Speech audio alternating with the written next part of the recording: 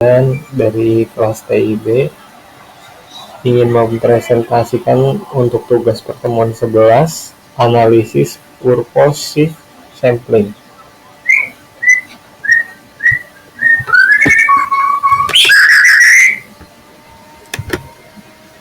Ya, untuk slide latar belakang ini,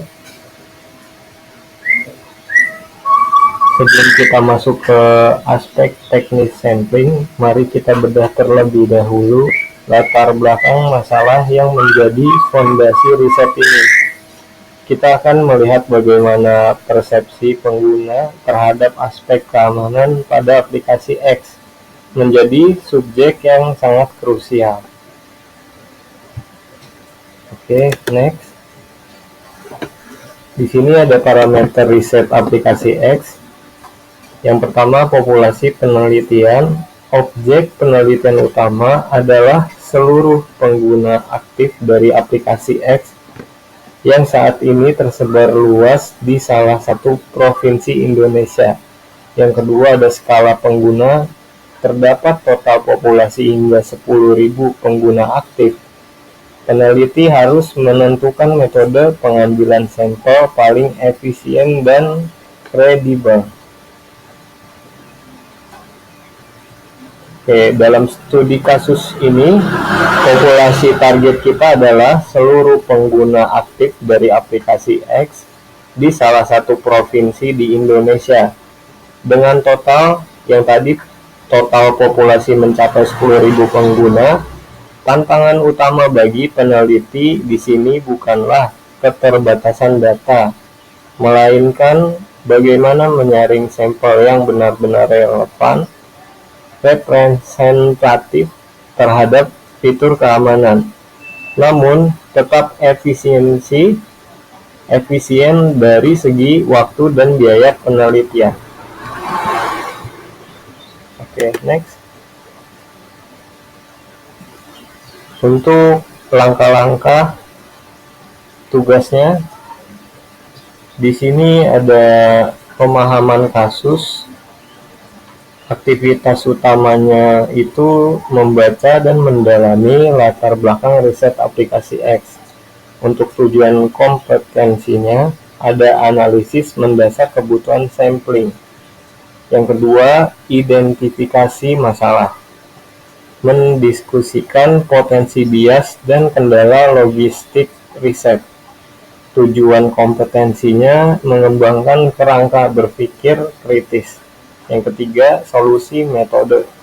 Menentukan teknik sampling spesifik dan menyusun justifikasi. Untuk tujuan kompetensinya, penerapan landasan teori ke praktik. Dan yang terakhir ada presentasi dari saya, memaparkan pilihan metodologi dan argumentasinya. Untuk tujuan kompetensi, komunikasi ilmiah dan akademis. Oke, next ya.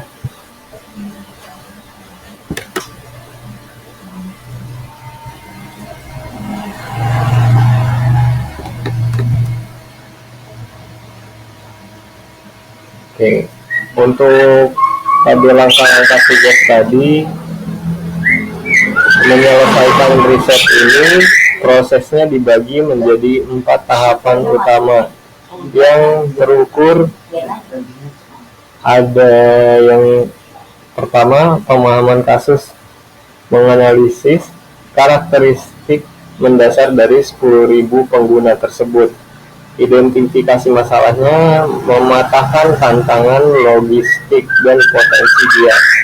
Solusi metode, menentukan teknik sampling yang paling presisi beserta dasar teorinya. Yang terakhir, untuk presentasi dan komunikasi ilmiah, yaitu tahap yang sedang kita lakukan saat ini untuk menguji akuntabilitas argumentasi riset. Oke. Untuk metode yang dipilih, saya dipilih teknik metode ini ada di purposive sampling. tekniknya itu non-probability sampling berdasarkan kriteria saya. Oke, untuk alasan saya sendiri, di sini kriteria spesifik penelitian membutuhkan responden yang benar-benar paham dan sering berinteraksi dengan fitur keamanan aplikasi. Yang kedua, efisiensi tinggi. Proses jauh lebih cepat dan menghemat anggaran penelitian dibandingkan metode probability sampling. Yang ketiga, ada fokus kelompok. Sangat ideal karena penelitian ditunjukkan secara khusus untuk kelompok pengguna aktif tertentu. Oke, berdasarkan dari sini analisis saya, kebutuhan riset tersebut, yang saya pakai metode sampling yang diputuskan untuk digunakan dalam penelitian ini adalah non-probability sampling. Lebih spesifiknya, menggunakan teknik purposive sampling atau pengambilan sampel bertujuan. Dan untuk alasan lebih jelasnya, itu kan ada 3 alasan akademis utama mengapa teknik purposive sampling ini dipilih. Karena yang pertama ada kriteria spesifik yang mendalam, kedua fokus kelompok. Teknik ini sangat cocok untuk memperdalam perilaku subkelompok pengguna tertentu. Yang ketiga, difokuskan untuk efisiensi. Mengingat populasi yang cukup besar, 10.000 orang, teknik ini jauh lebih cepat dan hemat biaya dibandingkan harus melakukan probability sampling secara acak keseluruhan provinsi. Oke, lanjut. Contoh penerapan metodologi. Di sini ada filter seleksi responden dari keseluruhan 10.000 populasi pengguna aplikasi X. Penelitian memfokuskan sampel dengan kriteria ketat. Yang pertama ada pengguna aktif yang mengakses aplikasi minimal 5 kali per minggu. Yang kedua, telah menggunakan aplikasi secara konsisten selama 3 bulan terakhir. Yang ketiga, pengguna yang tidak memenuhi kriteria tersebut secara otomatis dieliminasi dari sampel. Oke.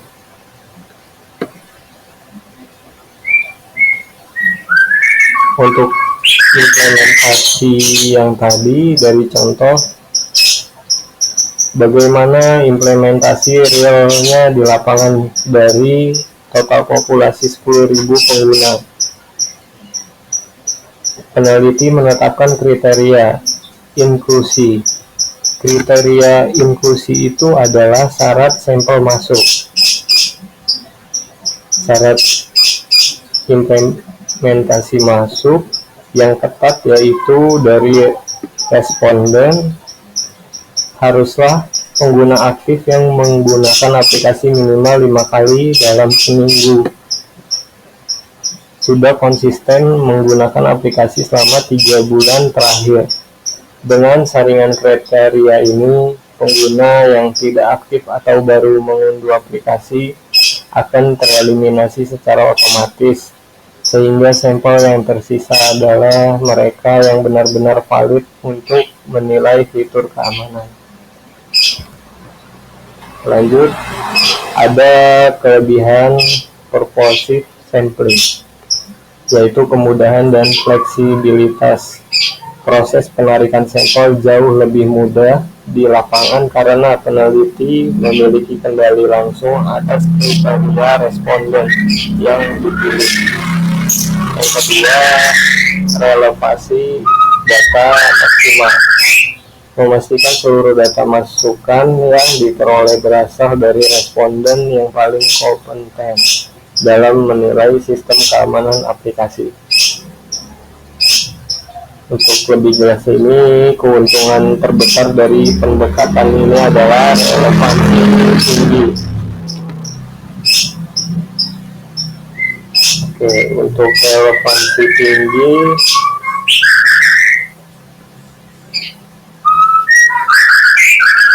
Relevansi tinggi, kita mendapatkan data dari orang yang tepat sehingga hasil evaluasi terhadap fitur keamanan menjadi sangat tajam. Selain itu, dari sisi operasional, riset prosesnya jauh lebih mudah dieksekusi serta menghemat waktu dan biaya penelitian secara signifikan. Oke, next. Untuk analisis risiko dan kekurangannya, yang pertama generasi terbatas, yaitu kemampuan data mewakili populasi yang terbatas. Hasil temuan penelitian tidak dapat digeneralisasikan secara mutlak ke seluruh 10.000 populasi. Yang kedua, subjektivitas tinggi. Terdapat risiko bias seleksi yang signifikan karena kriteria ditentukan secara sepihak oleh peneliti. Yang ketiga, peluang setara. Tidak semua anggota populasi memiliki probabilitas yang sama untuk terpilih sebagai sampel. Oke. Untuk analisis lebih lanjutnya itu ada beberapa hal, namun penelitian sebagai peneliti yang objektif, saya juga menyadari dan memetakan beberapa limitasi dari teknik non-probability ini. Kelemahan utama adalah generalisasi yang terbatas. Temuan dari sampel ini tidak bisa serta-merta dianggap mewakili perilaku seluruh 10.000 populasi secara mutlak. Ada juga risiko bias seleksi yang tinggi karena kriteria ditentukan secara subjektif oleh peneliti. Terakhir, tidak semua anggota di sini populasi yang memiliki peluang yang sama untuk terpilih sebagai responden. Untuk slide 10, di sini ada evaluasi penilaian tugas. Dari tabel di sini, yaitu analisis kasus dan solusi. Bobot nilai dari tugasnya itu 40%, kriteria keberhasilan, kemampuan menyusun justifikasi, purposive sampling yang logis dan teoritis. Yang kedua ada presentasi metodologi, 30%, kejelasan artikulasi penyampaian, dan penguasaan materi di hadapan dosen. Untuk ketiga, tugasnya refleksi dan objektivitas. Bobot nilainya itu 30%. Kesadaran kritis atas risiko bias penelitian dan batasan metodologi non-probability. Oke, untuk evaluasi di sini sebagai penutup, dari proses pengerjaan tugas ini, evaluasi kelulusan didasarkan pada 3 aspek utama. Bobot terbesar ada pada analisis kasus dan justifikasi solusi di 40%, diikuti oleh kemampuan presentasi metodologi saya di 30%, dan kedalaman refleksi akademis 30%. Terkait limitasi riset. Untuk slide terakhir di sini saya simpulkan, dalam riset evaluasi spesifik seperti fitur keamanan sistem, relevansi kuantitatif data, kualitatif data jauh lebih bernilai dibandingkan kuantitas sampel secara acak. Oke. Rekomendasi utama, purposive sampling memberikan kedalaman analisis yang paling presisi untuk studi kasus aplikasi X. Dari sini kesimpulan akhir dari saya dapat ditarik adalah dalam riset spesifik seperti fitur keamanan aplikasi, relevansi data jauh lebih penting daripada kuantitas sampel. Purposive sampling mungkin memiliki keterbatasan dalam generalisasi Namun, metode ini memberikan kedalaman informasi yang paling optimal untuk menjawab tujuan penelitian. Oke, kalau misalkan ada yang ingin bertanya, bisa di kolom komentar saya saja. Sekian dari pemaparan saya mengenai analisis teknik sampling ini. Saya sangat mengharapkan masukan, kritik, maupun pertanyaan dari Bapak atau Ibu dosen, serta rekan-rekan sekalian untuk penyempurnaan riset ini ke depannya. Terima kasih atas perhatiannya. Assalamualaikum warahmatullahi wabarakatuh.